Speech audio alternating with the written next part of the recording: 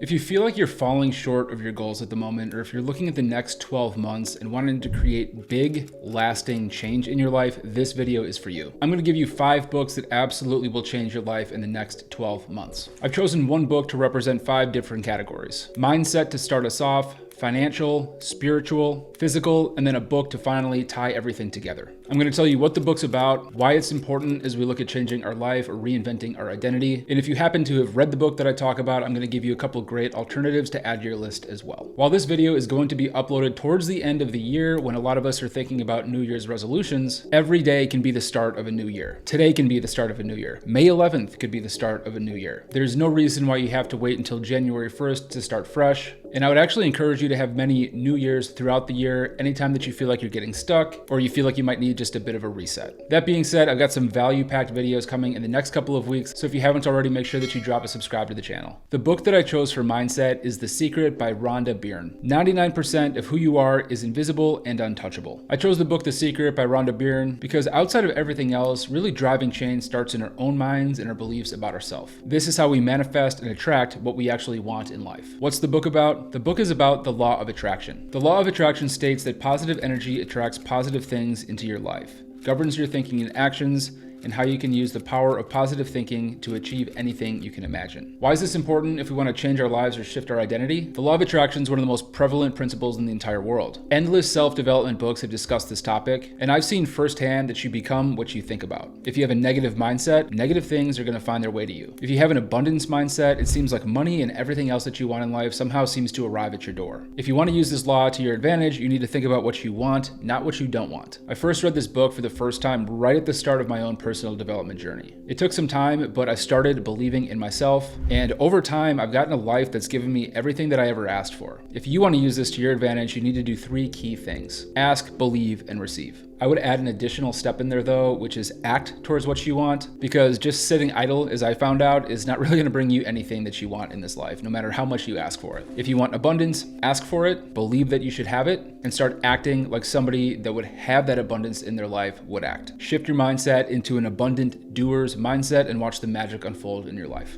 If you've already read this book, a good alternative would be Think and Grow Rich by Napoleon Hill. For our financial category, I chose The Millionaire Next Door. My favorite quote from this book is, "Whatever your income, always live below your means." When most of us think about living our best life, the engine behind what we want to do is often money. It's just a reality. I can speak from personal experience as somebody who's hit levels of income that I never thought that I'd ever be able to achieve in my life, that there are even things today in my life that I still wish that I could improve about my own financial situation and how I handle money. This is a book that I was lucky to first read right when I started actually generating a decent amount of income for myself. There are a lot of great lessons in this book, but the biggest macro principle that I took away from it personally is that it's just important to live below your means if you really want to generate wealth and not just make a lot of money. In the book, Stanley talks about a lot of things, but he really breaks this down by the analogy of the millionaire next door. It's not always who you think. Oftentimes the people that have the flashy car, the nice watch, aren't actually wealthy in any way. They just make a lot of money and spend a lot of money. Oftentimes millionaires are the non-suspect people driving the Toyota that they've been driving for the last 20 years with $1 million liquid in their bank account. I'd highly recommend this book just because it gives some amazing tactics, lessons, and stories in this book to really start cultivating a good mindset around money and to start actually generating wealth for yourself despite what income level you're at. If there's one thing that I want you to take from my channel when it comes to finances, it's not about how much money you make, it's how much money you keep. Spending a lot of money is really an unfulfilling cycle. I've been there, I've done that. If you really want to generate security and wealth for yourself and for future generations in your family, it's important to save money and invest money. That way, no matter how much money you make in the next 12 months as we go through this journey together of reinventing ourselves, you're going to be in a better financial situation by saving and investing than you are going to be at the start of these 12 months. Good alternatives to this book are Secrets of the Millionaire Mind and Total Money Makeover by Gordon Ramsay. For our spiritual section, I chose The Power of Now by Eckhart Tolle. Realize deeply that the present moment is all you have.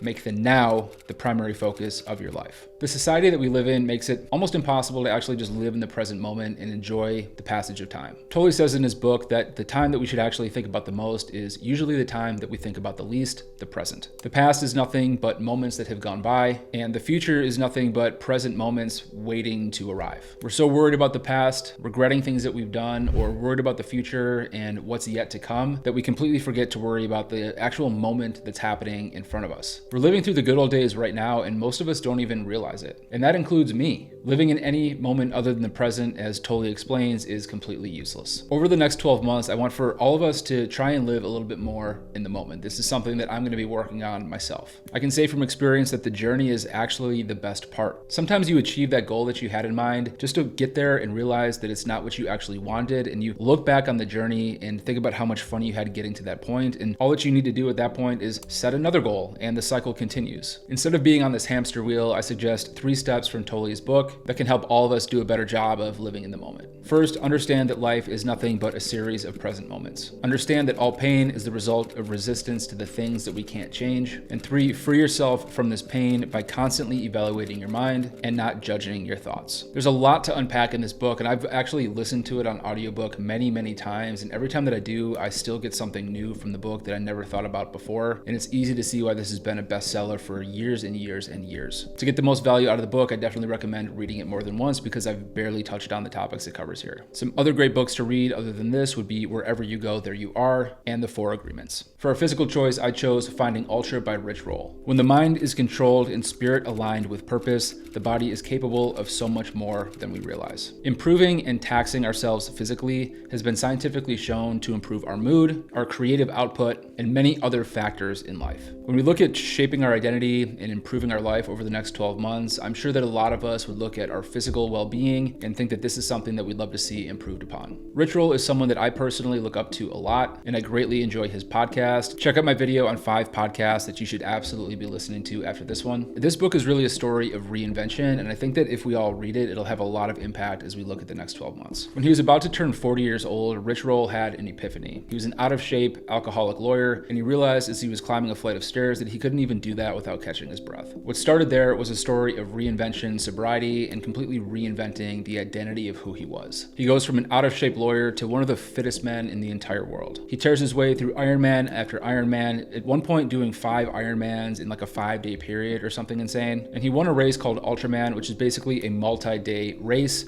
triathlon. I encourage you to look it up. It's particularly crazy. Whether you have an interest in endurance sports or not, I definitely think that reading Rich's journey about reinvention and just challenging his mind and reinventing himself as a person is something that'll just help you level up the goals that you set for yourself this year. Our body is going to push all the results that we want in life, so if we strengthen our physical being and improve our health and wellness, it's going to dovetail into better results across all other facets of our life. Honorary mentions here are Can't Hurt Me by David Goggins and Ultramarathon Man. The book that I chose to tie it all together is a book called The Power of Habit. The difference between who you are and who you want to be is what you do. This quote seems simple enough, but as we've been making our way through these books that can help change our life over the next 12 months, it really begins with action at the end of the day. We can create vision boards and we can read book after book, but if we don't act, we won't see any sort of results at all. When it comes to doing things and creating systems that will take us from where we're at today to where we want to be tomorrow and all these results that we dream of over the next 12 months, it really starts with the foundation of habits. To summarize, the book essentially talks about the power of habits in forming a foundation to create the results that we want to see in our life. He has a 3-step structure when he talks about habits. 1, habits work in a 3-step cycle: cue, routine, reward. 2, you can change your habits by substituting one element of the 3, the routine. And 3, willpower is the most important habit, and you can strengthen it over time with 3 things. Number 1 is to do something that requires a lot of discipline. As an example, waking up early or practicing a strict dietary regimen will have you constantly practicing delayed gratification and building up that willpower muscle. 2 is to plan ahead for worst case scenarios. Even just thinking about a confrontation will help you not react in an argumentative way if something actually comes your way that is combative. And number 3 is to preserve your autonomy. If you take away autonomy, your willpower is absolutely going to go down the drain. As an example, if you have tasks assigned to you by somebody else, I think that we all agree that it's a little bit harder to do those types of things than if there's something that you dream up yourself. Preserve your autonomy and you'll have a lot more willpower to get a lot more done. If you focus on improving your habits and the foundations of who you are as an individual, you're gonna have a much easier time implementing everything that you dreamt of while reading the first 4 books. Let me know which of these books you're gonna read first in the comments down below, and if you haven't already, make sure to subscribe to the channel. A great video to watch after this one would be this one right here, where I talk about 5 podcasts that I think that everybody should be listening to. Thanks for watching. We'll see you in the next video.